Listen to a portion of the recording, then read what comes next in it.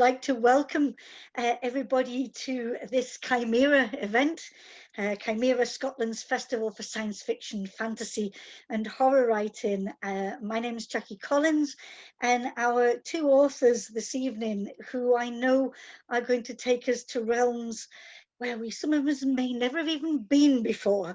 We have with us the highly acclaimed author and screenwriter Ben Aaronovitch. He's the author of the Rivers of London series, novels, novellas, and he's also wrote 2 Doctor Who serials and the spin-off novels for Doctor Who and Blake Seven, and so much more.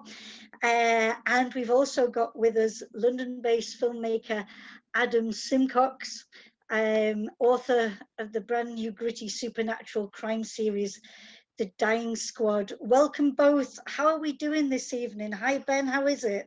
I'm very well, thank you. Yeah, thank you so much for being here. And Adam, is life well with you? Life is great with me, thank you. Yeah, it's been a great week. Wonderful, wonderful. Well, so at the centre of our discussion, we've got 2 books to be looking at. Ben's book is What Abigail Did Last Summer, and that was published in March of this year. Yeah, so many questions on this. And Adam's book is this fine piece, The Dying Squad, both published by Galance, a fine house of publishing, if ever there were. So my first question to you both, if we can, at the start of these novels, you both have a citation. Ben, yours is from Tolstoy, and it says, "All happy families are alike.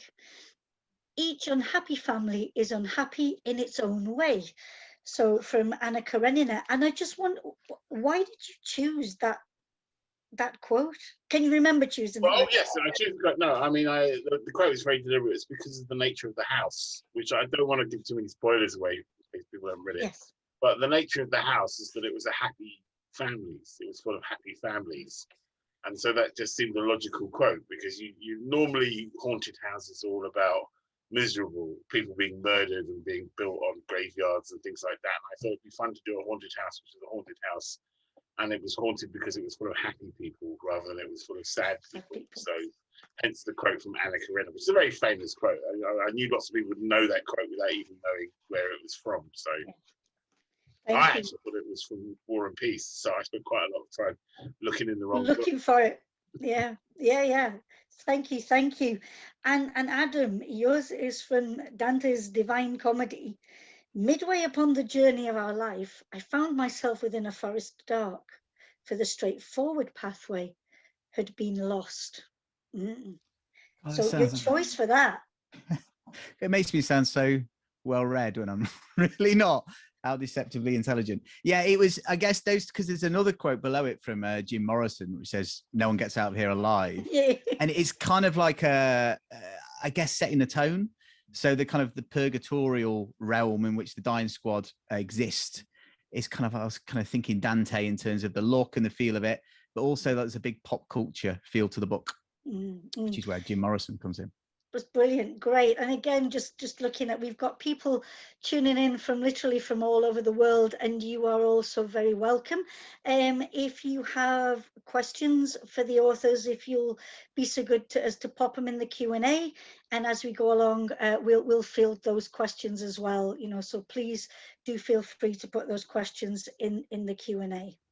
I am thrilled to actually have the opportunity to talk to both these authors. Never had that chance before, and I wanted to ask you both why this blend of crime or mystery and the supernatural, and then what aspects did you want to draw in, from the supernatural, and why? And I ask it that way because I come from the world of crime fiction, and I'm just intrigued by that fusion. So Ben, do you want to set us off with that? Well, laziness, essentially. I like crime and I like science fiction and fantasy, and when I decided to write a novel, I couldn't decide which one I wanted to do. So I thought, right, I'll make a blend, and I decided that the science fiction crime novel would take more research than I was willing to do. So because you had to kind of like get the science right, Ah. I thought, well, I'll make the fantasy. Little did I know. And so I don't know. I like police procedurals. I'm like I think you can divide the world up into two sets of people: those who read The Silence of the Lambs and get all excited about Hannibal Lecter, and those that get all excited about Clarice Starling. And I'm a Clarice Starling person, so therefore, I like procedurals. I like all the little details and the forms and everything like that. And so I did that, and I thought, wouldn't it be fun to kind of like put that into a fantasy world, into like cops that do magic, basically. The project was called Magic Cops for quite a long time, and you know, it started as a TV idea way back in sort of like the 1990s, and it was basically going to be a precinct show where Peter would have been who was a woman at the time, would have been Simone.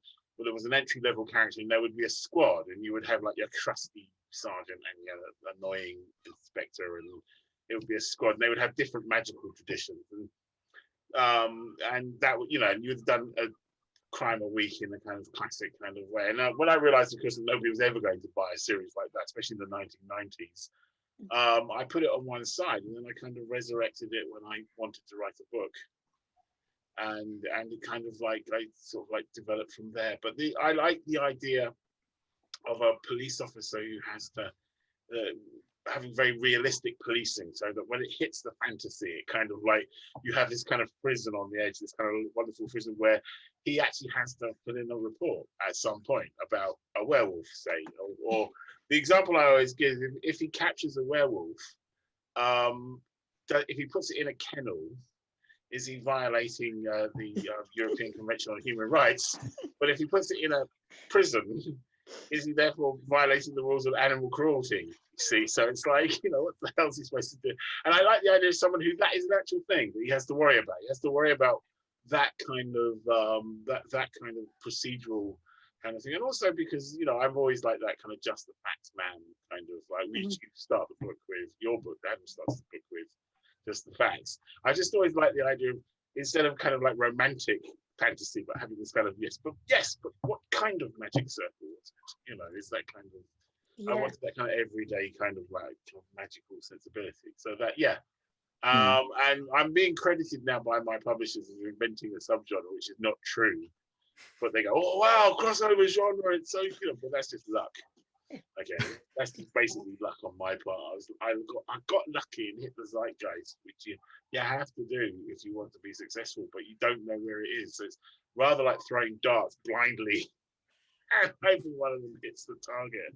Yeah. See, I think I've tailgated on some of that look, really, because like you did kind of create that genre.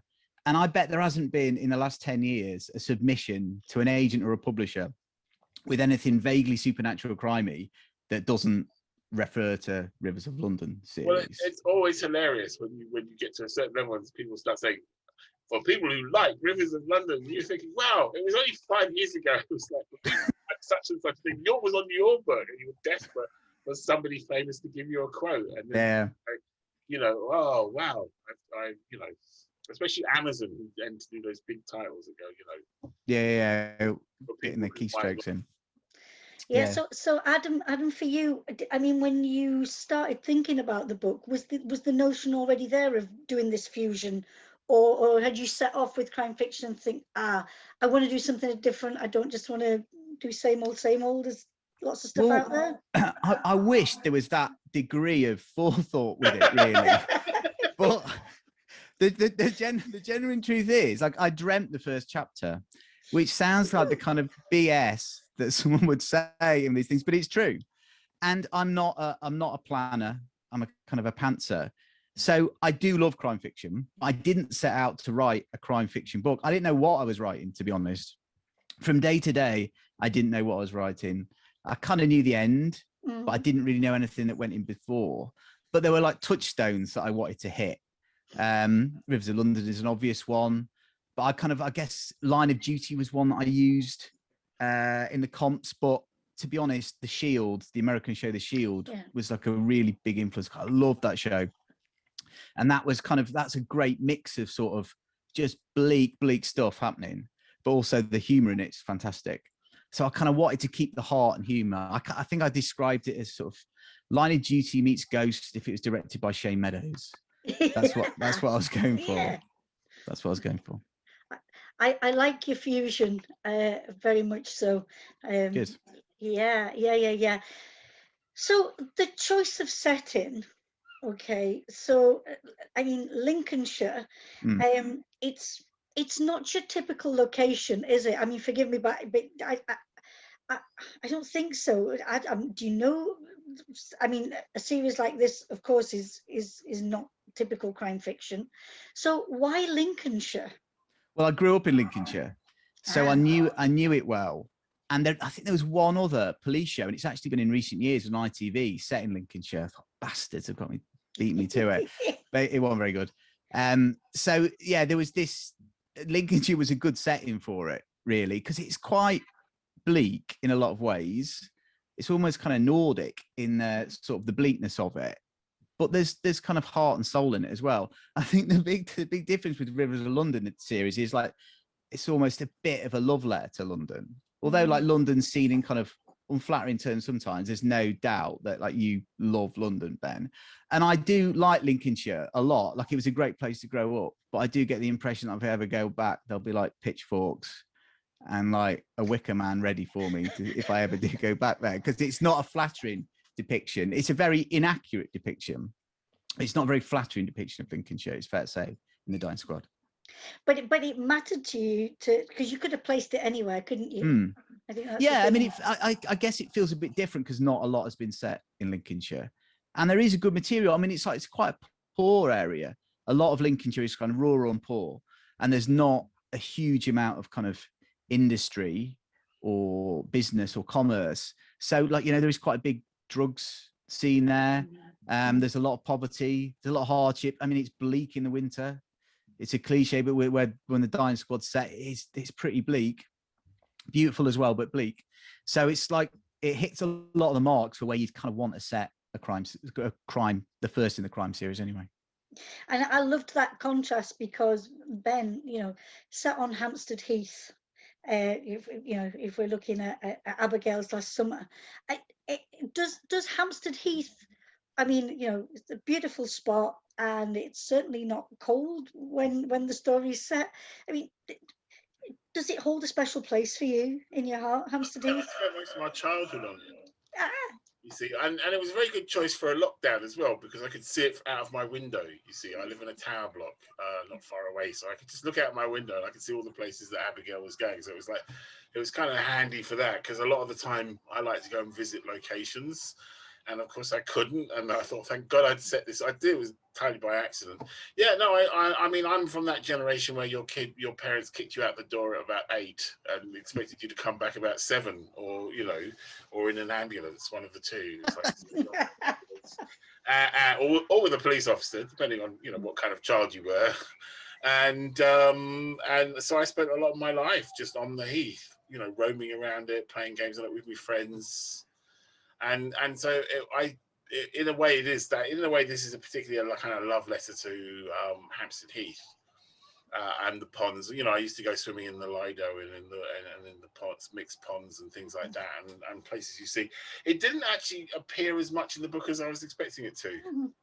There was like tons of stuff I could have put in about Kenwood and places like that, and there's a whole other bit of the heath that I wanted to put in that nobody knows about, which is like across the road, and there's like a whole section that nobody ever goes to, and things like that. But that just, I don't know, you start like I'm a pantser too, so you start with the book, and then it just goes where the book goes, and you go, okay, fine, never mind all the research I did on that. I'm just gonna just go somewhere else entirely. Thank you very much.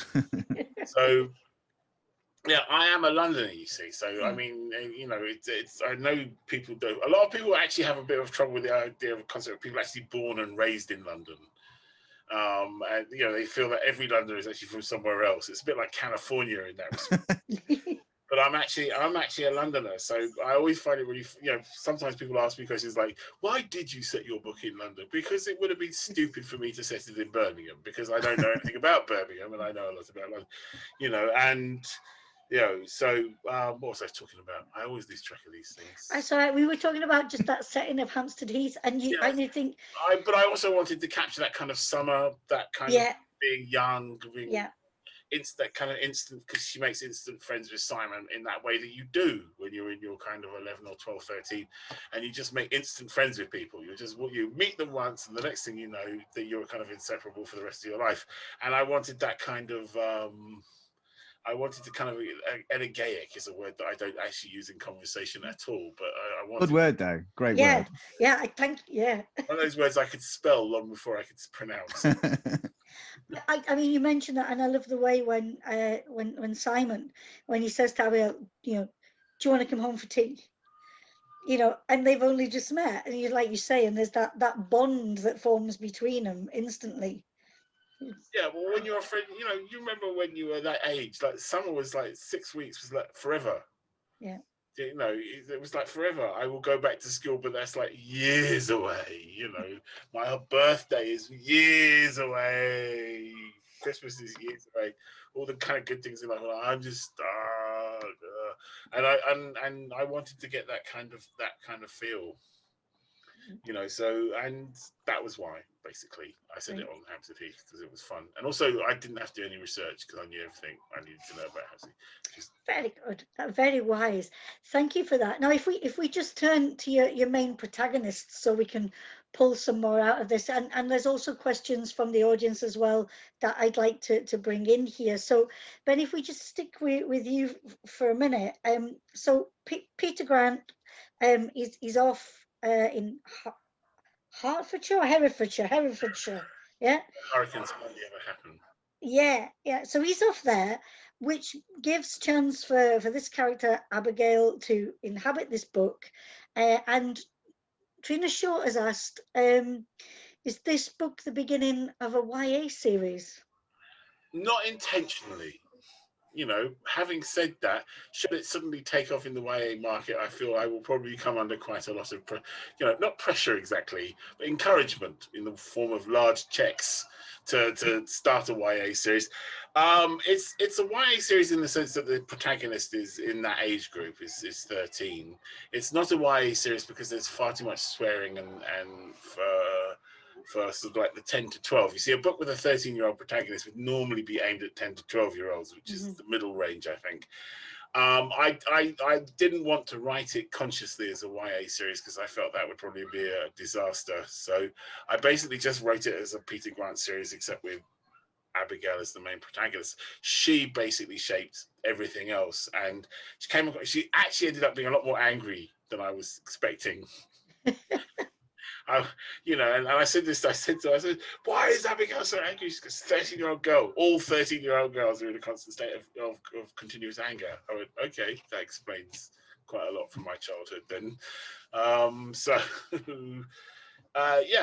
She was fun. I mean, she's one of those characters that kind of like refused to go away, and so I had to write her. Like, I have occasionally, you get characters like that.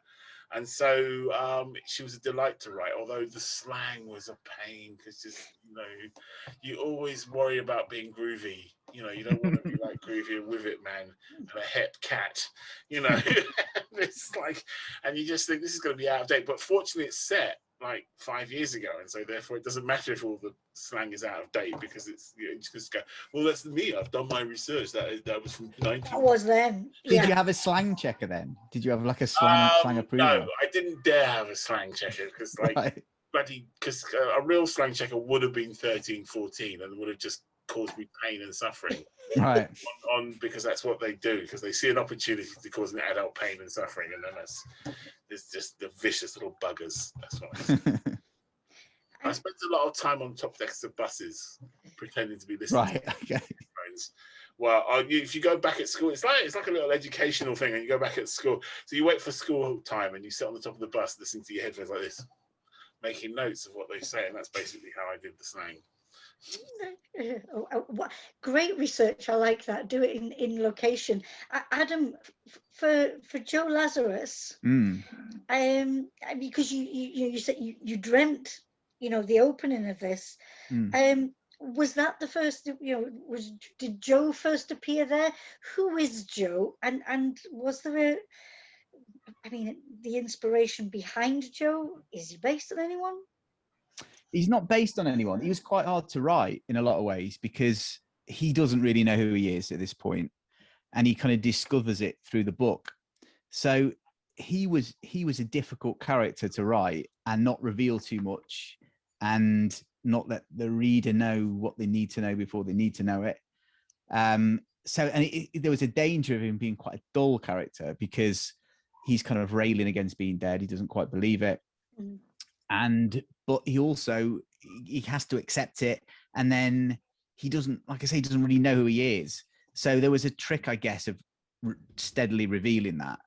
The character that's really fun to write, and easily my favorite character, is Daisy May, who's his partner. And I had a very, very clear idea of who she was, what her aim was, her personality, her dialogue.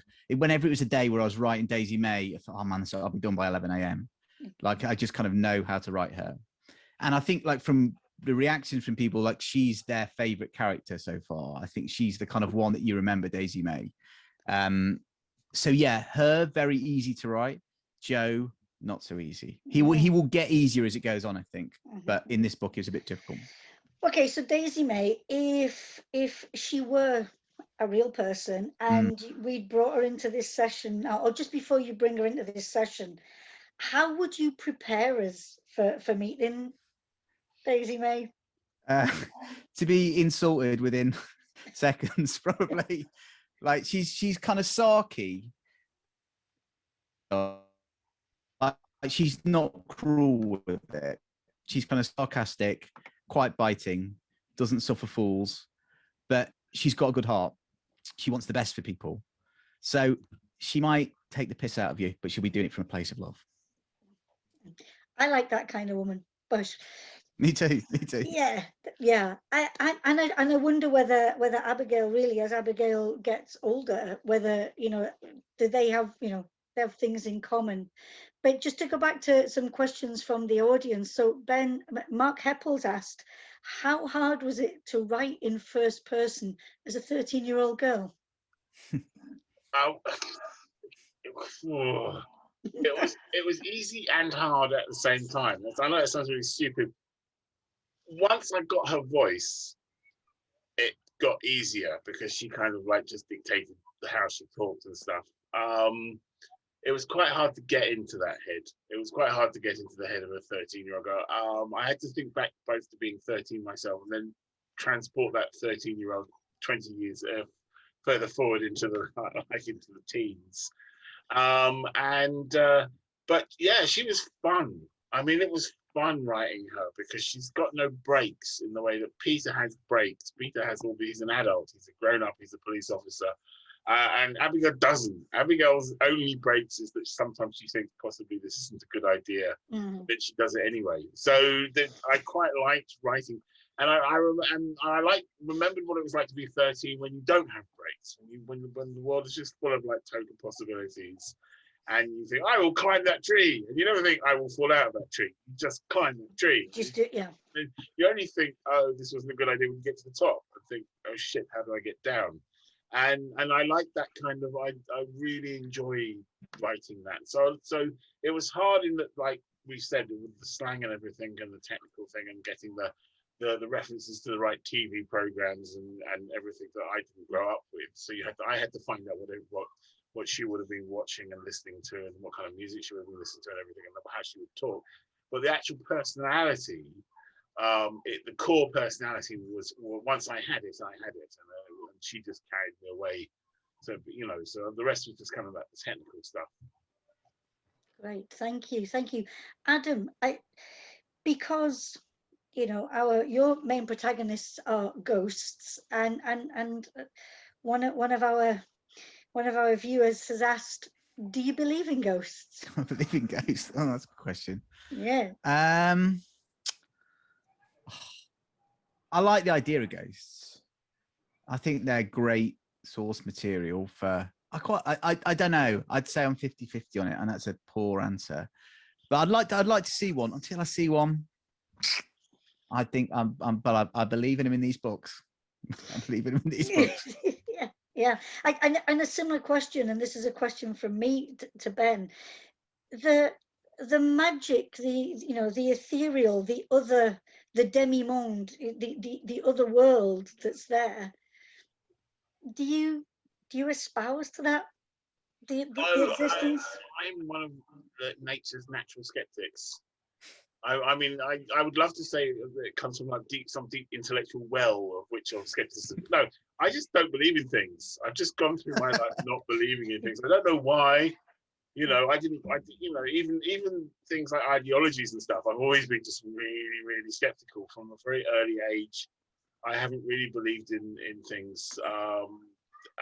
Partly because my parents were mad communists. And so therefore I was raised not believing in most of the things that my contemporaries were believed in.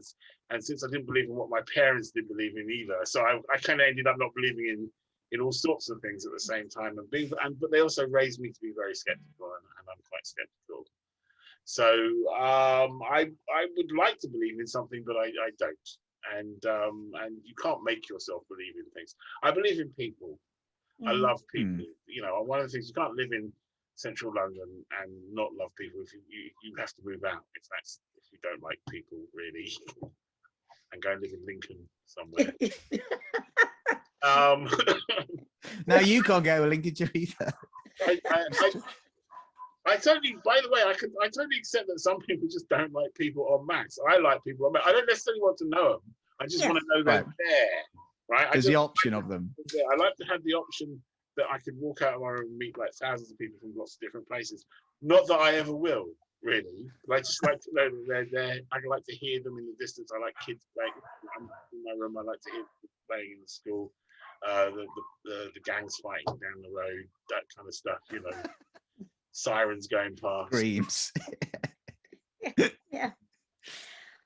Okay, so partnerships. The narrative, moves along because of the fabulous partnerships that you've created. And so, Adam, I wondered if you could talk to us a little bit about that dynamic between Joe and Daisy May. I mean, how do they get to work together, and how does it work out as the book goes along? Again, without giving too many spoilers. Sure. Well, Daisy May is sent to basically pick up Joe. She's already dead, and she's been on the dying squad for a while. So she's kind of sent to recruit him. Not that there's a lot of choice in it. And so it was kind of an interesting dynamic for me to have basically a 16-year-old girl who is the expert, who is the kind of slightly world-weary one. And you've got this kind of slightly grizzled cop that's the newborn baby in the whole thing. So that gave it a kind of an interesting dynamic to me. And the reason why so many things have partnerships is you need something to spark. I mean, it's like chemistry with a mate, or a girl you like or whatever. Like as soon as you've got that thing, you start pinging off each other. Otherwise, it's if he's on his own, it's just all interiority. And it's like just being on your own all the time. You don't want to hear the voice in your head, or you need something to spark off. God, hence lockdown. Hence why I hated lockdown. So you need someone. You need a bit of vinegar in the mix to kind of spice things up a bit. And Daisy May is very much Joe's vinegar. Like she pisses him off quite a lot, but she's good at her job. And they have kind of a bond. It's not like a romantic bond, because that would be very creepy, considering he's about 40 and she's 16. But it's a kind of, and it's not really a father-daughter bond either. It's just that thing of, like we've all kind of probably done jobs in the past where you've been that you become friends with. There's either a big age gap or you're just from different kind of places in life, but for whatever reason you become friends. You kind of, and it's a friendship that endures. That's kind of what I wanted to capture with those two.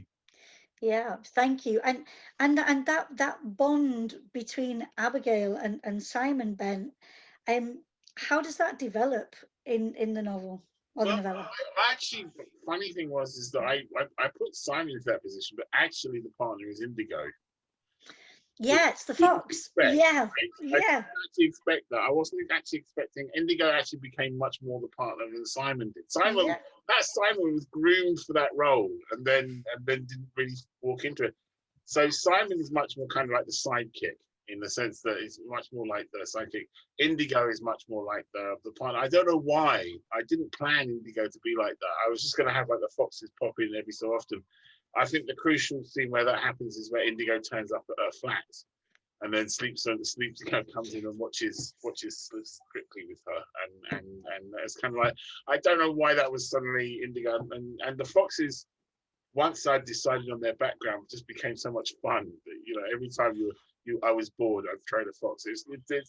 I think it was Dashiell Hammett or one of the, or Chandler, who said that when you get to a boring place, you just have someone come into the door with a gun. Right? In my case, my version, come in with a fox. Just have a fox come in with and so that was good. So I think that ends up being the crucial kind of relationship, despite the fact that I thought it was going to be Abigail and Sam. They have a relationship, but I think actually it's Indigo and Abigail are the actual important, certainly ongoing now in like the rest of the series. That's the relationship. I mean, I get the idea of choosing foxes because of urban foxes, but when you were starting to, create that notion of otherworldly entities, were you not tempted to use other animals in that way? No, it was always foxes. It's always really fox. Absolutely always foxes, because they're just that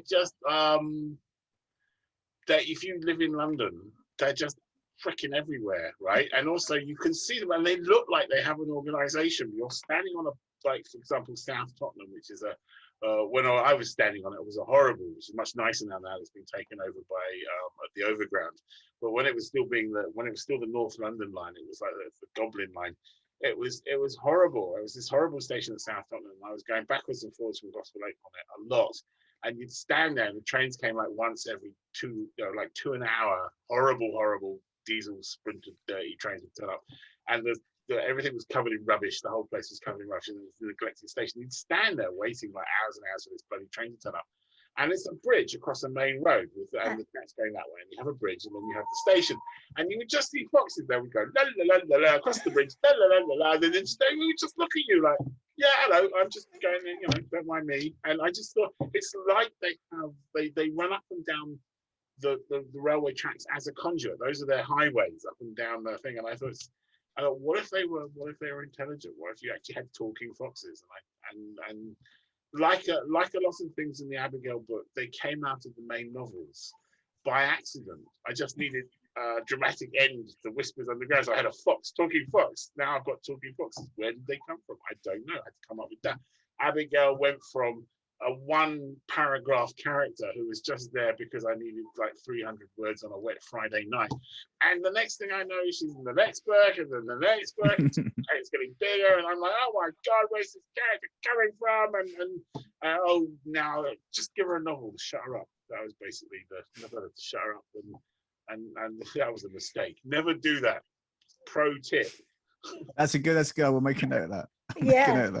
Yeah, because there's a question from Tug that's watching, Tug Roughly, and they ask, when you're writing a series, and I know I can ask you as well this, Adam, because I know the Dying Squad is a planned series. So the question is, when you're writing a series, have you consciously held back good ideas for future books, or do you just trust that the ideas will come when it's time to write the next book? So Adam, what have you done as you've written your debut novel? Have you stashed anything away? There is one storyline that was in the debut novel that I cut, which I have transplanted, hopefully well, into book 2.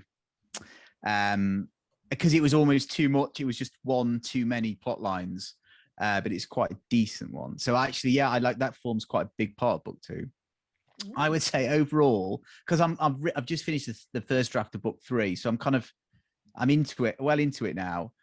I mean, I tend to, if I've got a good idea, I tend to put it in. There's probably not too many good ideas that I've got them to burn. So if I've got them, they tend to go in. But yeah, there's an idea for 4 if it goes to a 4th that I've kind of not used.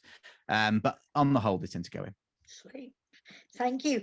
Ben, over the series that you've written, have you saved things for later? Well, when you start a book, especially if you're like me and Adam and you don't actually know how the book's going to go when you start it, right? You frequently think, oh my God, I need loads of ideas. And then you put loads of ideas in, and then you get about halfway through and you realize the book's going to be like 6,000 words, 600,000 words long if you don't take some of that. So you harvest kind of some of the bits out. So you end up with quite a lot of scenes we'd like to see, which you then you can repurpose. Then also there's the thing when you're about halfway through a book, when you have the idea for the next book, and you have to stop yourself from going off and writing the next book. And it's just pure displacement activity where you go, oh, that's a really brilliant idea. I'll have that for the next book. And then that will be brilliant. And then you think, oh, no, I have to finish the first book first. So that always happens to me. I'm always halfway through one book and the next book is like going, oh, I want to do me. I'm a lovely book. And then there's that kind of faith that you have that you'll get halfway through the book and you'll actually work out how it ends. You know, it is like a weird act of faith, I've got to say, because, you know, obviously Ben's written a lot more books than me, but I wrote a few before this. It didn't go anywhere. And it's like, it is just like getting down, sitting down, doing your word count. Don't know where this is going to end, but I'm just assuming there's going to be a finish to it, and it's going to make some vague sort of sense. I have friends who plot their books like in great detail, right? And I have a lot of respect for that system, and I wish I could do that. But my plots, you know, even if I do plot them out, they never follow the plot. They always start diverting from the plot pretty much from the first half, and so you just have to hope. I have a friend, and he says that the imagination is like a muscle. The more you use it, the more stuff you get out of it, the stronger it gets. And so you just kind of go, well, I did it once, I can do it again. Yeah. I mean, I admit there's always that nagging feeling in the back of your head going, what if it doesn't work? I feel that if it's been a good session, I get one idea that I didn't have before the start of the session. Yeah. That takes it in a different way that I didn't think. Yeah. I think if you get one a session, you're all right. You're going to be okay. Also, just sometimes characters just leap off the page. You weren't planning to do a big thing, or they say something and you go, oh yeah, of course, that's what would happen. And then you just go off on a tangent. And sometimes those tangents end up being the main storyline, but you just don't know until you're writing them. Sometimes you just don't know until the characters are talking to each other, or they're doing something, or they're interacting with the environment. You just don't always know where they're going to go, and you just got to trust them in a weird way. You've got to kind of trust them to know what they're doing. And it sounds very mystical, and a lot of people poo-poo this as a kind of thing, but it's just, that is the truth. That's the truth for me, and I think it's the truth for Adam, having read his book. You know, you just go, right, well, show me where you want to go then, because I have freaking no idea. It's true. Although we're obviously, by the sounds of it, both quite cynical, there is like a degree of mysticism and witchcraft to the whole thing. Yeah. Like, I don't know where it all comes from. You're just assuming it's coming from somewhere, and that is a good place for it to come from. And you're just writing the shit down. Yes. And sometimes it'll work and sometimes it won't, but you're almost just taking notes for someone else at times. Sometimes your characters just will not do the bloody plot that you had planned. No, I'm not doing that. Why not? Because it's stupid. I wouldn't do that. So defining, I've got a question that I want to ask Adam about the dying squad. And so that idea of you give us those clearly defined rules about what ghosts can and cannot do whilst they're soil side. Mm-hmm. And I wonder, because I don't think it'll give anything really away, could you just give us some hints about, you know, what are those rules? What can they can't do? And maybe if we believe the main thing we should watch out for. The main thing they can't do is interact with the living world. So they can't just start tapping away on a keyboard or roughing up a suspect because they can't be seen. If they do interact with the living world, and not every character or ghost can do that, then they draw the attention of the xylophone man, who's sort of the jailer for the dead, and he takes them to hell. So it's a big no-no to start messing around with the living world. As much as it would make their job easier in terms of solving the crime, it's their kind of stopgap. They cannot do that. Maybe one of the characters ends up doing that. Who knows? Yeah. But yeah, that's the main rule they can't do. Yeah. Yeah, and you mentioned the xylophone man, and Mm. I mean, seriously, one distinctly creepy character that you've created there, and has an elephant skull for a head. Am I correct? You are, you are.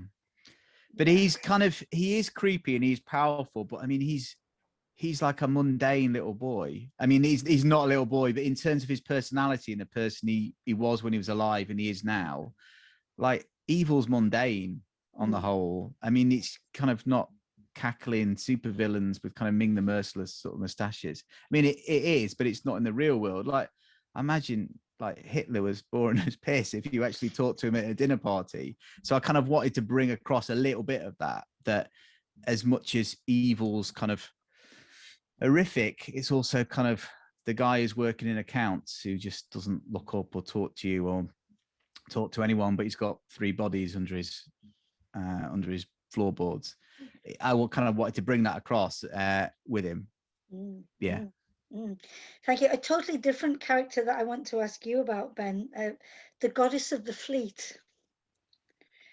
What a beautiful, marvelous character. Can you describe her for us, for anybody who's not had a chance to get hold of the book yet? Is the goddess of the river Fleet, which runs from. I mean, one of the things about when I came up with the goddesses was that they often actually suggest their character from the location of the river, and really there was only one kind of like for a goddess that rises in Hampstead and flows down through Kentish Town, out through Camden, down into Fleet Street, like literally runs down the length of Farringdon Road. Is actually built on top of the River Fleet. Through Fleet Street she's the media. She's of the goddesses to London. She's the one that's in charge of the media, and she just kind of developed like Abigail. She developed over a course of that as a 2-line person, a 3-line person. You know, I always knew she was a lesbian. I mean, that was one of the things I knew, but I didn't put it in the book because it never came up. And Peter, when you're writing from a first person perspective of a character, you only know what they know. And so he's not allowed into the court because it's in the women's pond. So I just like the idea. I just thought that is where she would hold court in the summer, would be in the women's pond, this famous sunbathing, you know, of fame and fortune. If you're a boy, that has a kind of like mystical aura over it. The women's only kind of. Yes, you shall not pass. Yes, you shall not go in there. And so I don't know what you're imagining. My mum used to go there all the time. Her friends used to go and sunbathe up there. And so I always imagine it in some ways as being full of wrinklies and bikinis is how I kind of imagine, which are, these bohemian ladies of a certain age wearing bikinis and reading books. And I thought, and so she just kind of developed, and she's basically the goddess of the media and the River Fleet.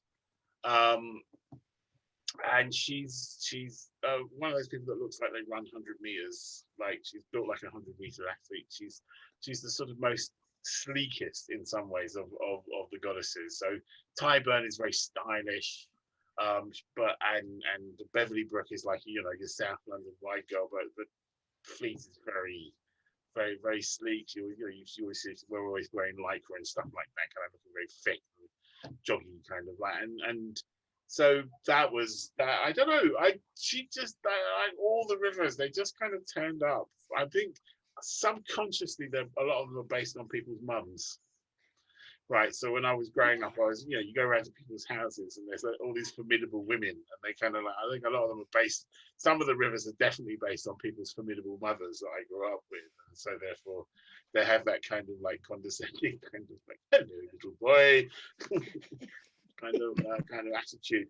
But I've always wanted to do that scene. I mean, one of the things is I had that scene in my head on Hampstead Women's Ladies Bathing Pond, I think it's called, and I always wanted that scene. I had with Thistle and everything like that, and I just waited for the right book, and then the right book was Abigail, because she is the one, of course, who could go in to the thing, and have that access. And have that access.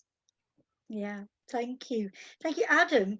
I wanted to ask you about to what extent your filmmaking has influenced the way you write, or are they two very separate creative processes? It has influenced it in the way that whenever I was writing a film script, it would be for me to make it. So I would always have one eye on money, basically, because I didn't have any, or I had very little access to very little. So you always had to write to economy of scale. And I also, as I went on and made more films, realized that you've got to use everything you film, otherwise you are literally burning money, or you're burning your credit card company's money. So I learned by the third film, I think I maybe didn't use like 3 minutes of what I shot. I think the first film I used, I must have cut 30 minutes, and it's such dead money. So by the time when I started kind of transitioning to writing novels, I was pretty tight on structure and tight on what I needed to use, because, you know, you might not be spending money writing a book, but you're still spending time. It's you know, time that's taking me away from something else. I've kind of got a young family. I've got a bit of film business. So you've got to make it count. So in terms of rewrites, there's not been like a massive amount of rewrites in the stuff that I've written, because I've got so used to making every word count on it. It's going to cost me money otherwise. Yeah. I love the way, you know, that one aspect of you know, of your creativity affects another, and how that, you know, because so often you get writers that say, oh, I'm up to the X number of edits and things like that. Yeah. Hello, Ben. I think, yeah, I mean, it's not like I'm not kind of trying to suggest that, oh, my work's so good it doesn't need editing. Like, that is not the case. But in terms of structure or big plot changes, there weren't many in the edits. It was more just kind of firming up the world, kind of, you know, if I haven't quite solved one of the world building rules, kind of firming that up. It's also, I've got to say, like, writing for scripts is great for dialogue. It's great for the kind of the zing of dialogue and the pat.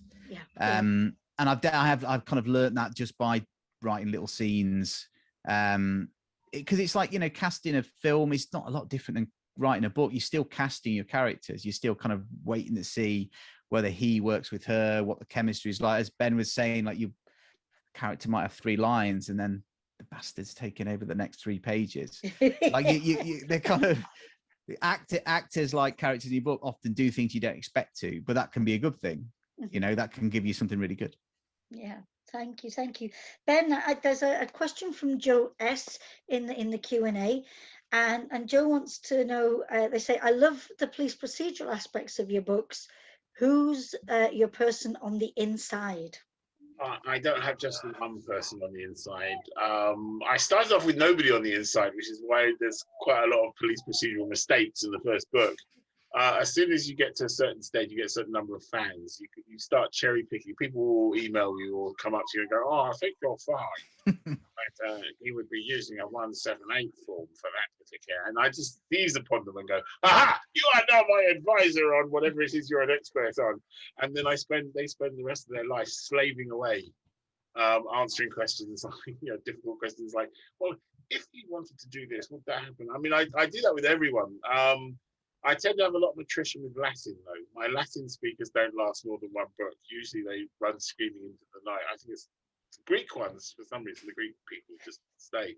But my main problem with the policing is that, and for my policing advisors, is the Met reorganizes every 3 weeks. And so therefore it's really hard to keep track of it.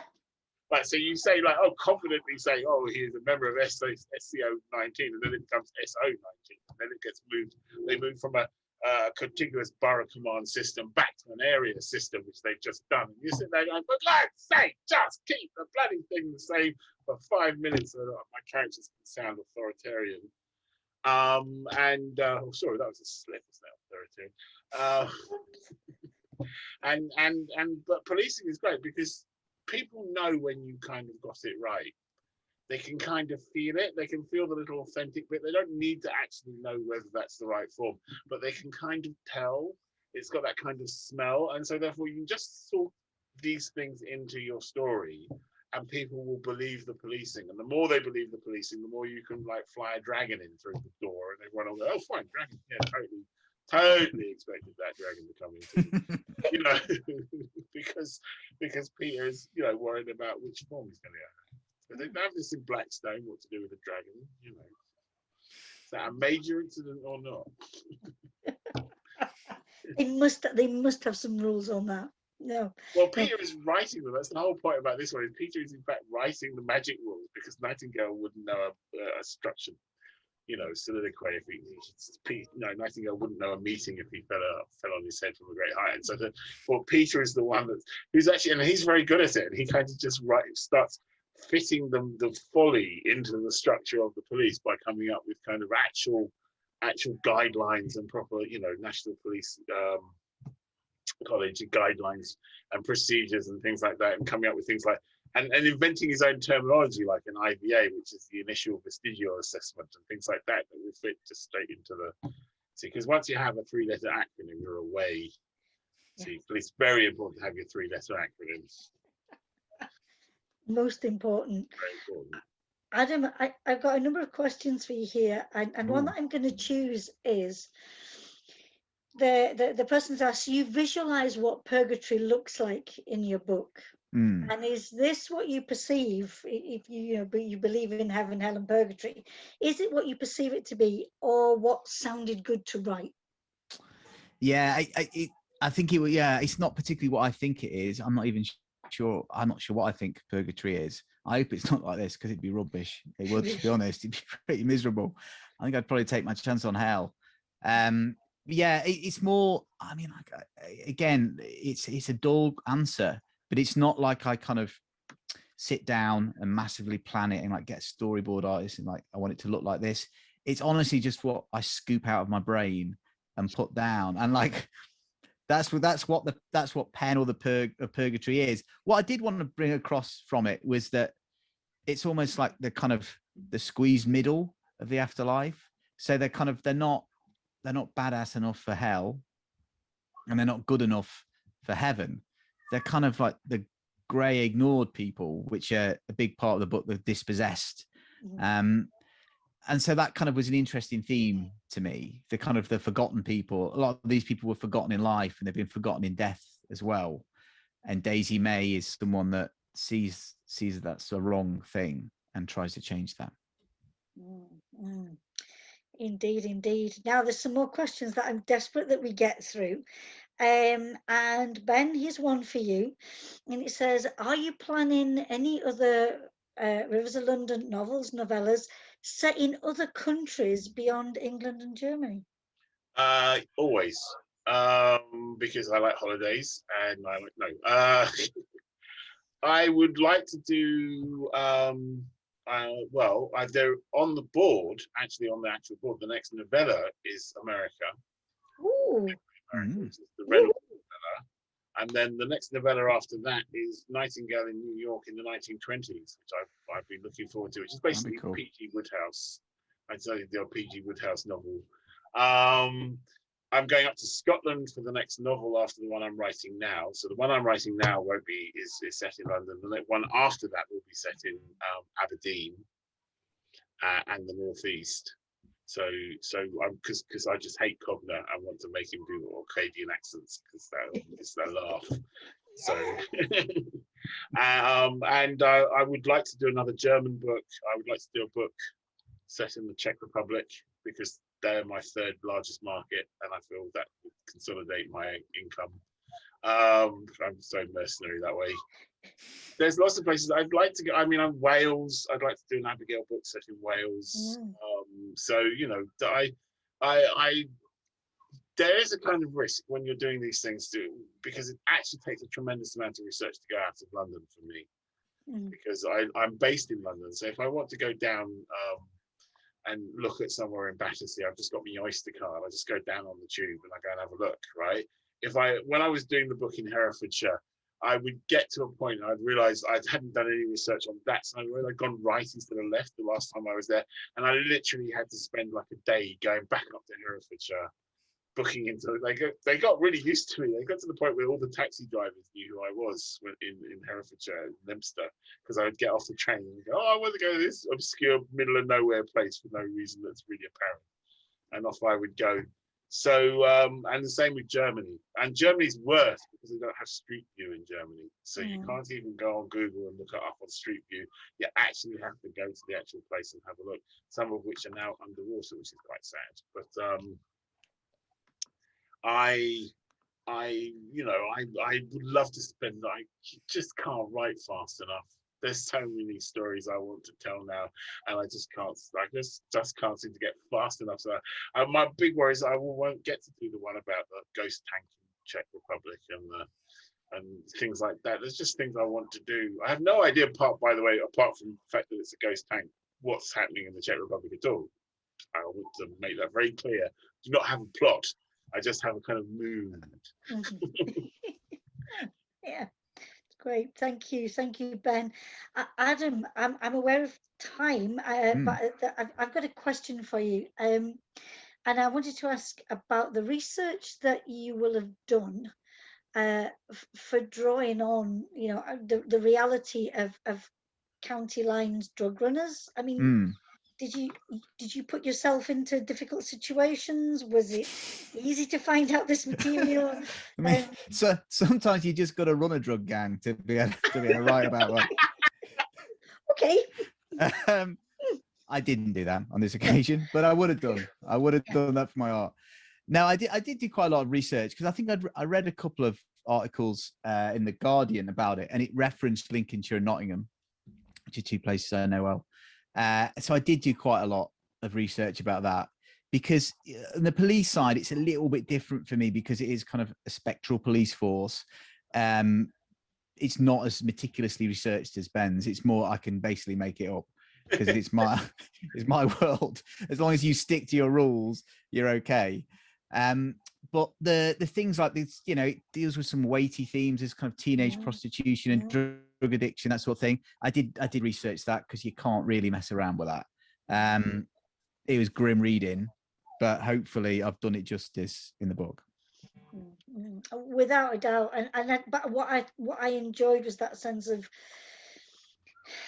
that split location made it easier, I think, to read about stuff like that, because it sometimes can be disturbing. No, it's disturbing. Yeah, it's grim. Yeah, it's grim. Yeah. Definitely. Thank you. I wonder if Anne, can you write to me and tell me, can we have a few more questions? Is that all right? Because I know people have put questions in. Am I allowed to ask some more that's here? Maybe Anne will talk to me and say we're okay. In the meantime, I will ask one. Ben, it's to you. It's from Joe S. again. And asking about the difference between creating a graphic novel. Is that different? Do you have a do you have a preferred format? I like writing. Well, I would like to go back to writing scripts because they're easier than writing novels because there's less words. And it was my first love. But the thing is, I wrote scripts and I wrote novels, and the graphic novels, in a weird way, are by far the easiest writing you can possibly do, in terms of like how much words you have to write. Because whereas a novel, it's basically your reader. Everything is for the reader, and then in a script, they have to be selling documents. Unless you're like Adam and writing for your own direction, they have to be selling documents. You have to kind of sell it to the producer, the directors, and usually out to try and get some money for it. I'm sure Adam will be able to fill in the details more on that. So they have to be written in a kind of breathy, kind of like urgent first person, present tense kind of way in order to get that. And you can't repeat yourself all the time. You have to do it exciting. You have to come up with the script for a graphic novel, you're only writing for one person, and that's the artist, right? The only person you don't have to do anything fancy at all. The dialogue is the only bit that the public is going to see, right? The artist is doing all the hard work. So you just go, oh, I want something dramatic, a bit actiony, a couple of panels of fighting, and if you want, you don't can get super detailed. You can be Alan Moore and write 8-page descriptions of things. Or you can, and the more you get to know your artists, you see, you learn their strengths and what they like to do, and they learn what you like to do and what they do very well. And so you start writing in a kind of shorthand. So you start going, oh, action sequence like that one we did before, or dramatic sighting, and you learn what you can. And so it's actually much easier to write in some ways than in sort of like the terms of actually banging out the words. Although you have the same problems you have with scripts and novels, in the structure, the character, the things that the actual story elements you're still responsible for. You're responsible for the story elements, but you're not responsible for setting the scene. You're not responsible for the faces. You're not responsible for the expressions and the emotional impact or anything like that. You just have to get the story right, and then everything else you can leave to the graphic artist who has to. I'm very respectful of graphic artists now, because they knock one of these out in a month. I mean, they do bloody 22 pages in a month. I can't even draw a face if you gave me a year. So, and so I love them, and I think it's the most fun I've had with my clothes on for a very long time. Wonderful, thank you. There's two questions because we're allowed till 5 past, and I'm going to get one of mine in, and it's, do you, your own stories, of course, but do you have a favorite supernatural, otherworldly story that means a lot to you? Well, leaving out Adam, of course, because it's obvious. Yeah. Well, I mean, round up the usual suspects. I mean, the Tolkien, Le Guin, all the kind of, like, in terms of fantasy, all those lot.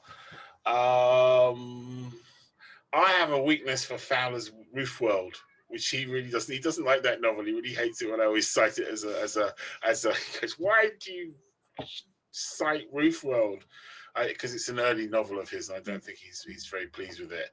But I like that idea of a hidden world, hidden on the roofs of London, just really appealed to me, and people sliding around on tripwires and stuff in them, and that I really liked. So yeah, I'm going to go with Roof World because it will really annoy Fowler quite a lot, and because it's true. I'm going to go with it's like one of the lesser known Stephen King. So I love Revival, which was one of his in the last 10 years. And it was a little bit of an influence on Dying Squad, actually, in some respects.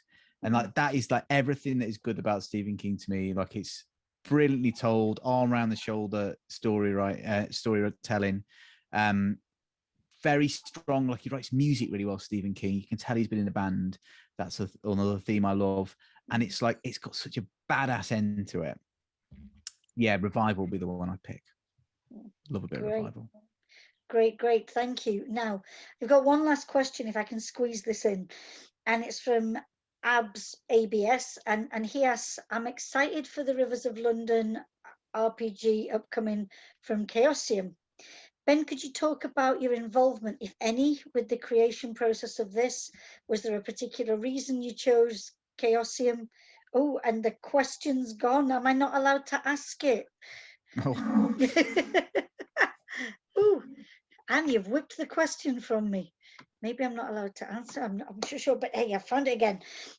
What is your background with RPGs? Were you a player? And if so, are some of your favorite systems, worlds, and adventures?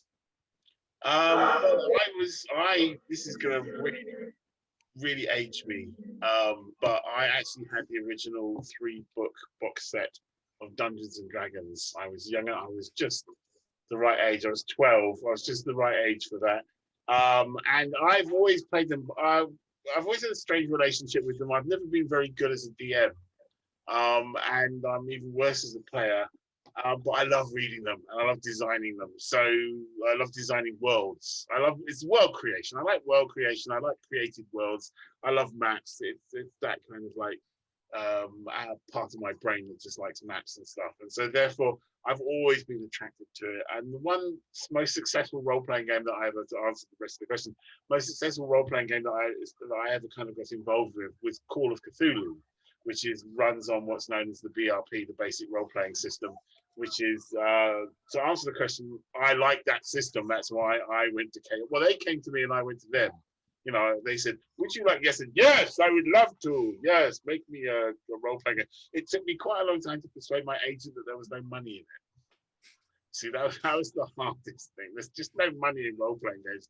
Role-playing games has got to be like the worst paying writing gig you can possibly get, even if you're a creator. And it's one of those things that if you make them pay too much for the license, then they don't have any budget left over for the game, so you can't overcharge them. And I said, but it'll be great. We'll have lots of pictures, and it'll be wonderful. So they're doing a very good job. It's just exactly how I imagined they would do it, because I knew the system. The artwork is fantastic, and they brought in some very good people to write the scenarios, including one based on one of my short stories. And I think it's fantastic. I mean, I'm really looking forward to it. But then, you know, I'm a RPG person, so therefore I would say that, wouldn't I? You would, but I'm glad you did. I'm glad you did. I am so aware of time, Adam. I was meant to ask you about that as well, but I'm really sorry. Let's just say we'll hold that for next time. Is that all right, Adam? Next time we Not meet. at all. Yeah, absolutely. That's fine. That's fine. I'll ask you that question. I want to I want to thank everybody who's tuned in for this session, and I particularly want to thank Adam and Ben. It has been so wonderful to hear you speak about your work and about your ideas. Thank you so much, and thank you, Anne, and everyone at Chimera for what is always a brilliant festival, and for this session as part of that. And just to wish everybody goodbye and happy reading. Thanks, everyone. Cheers. Bye. Bye-bye. Bye.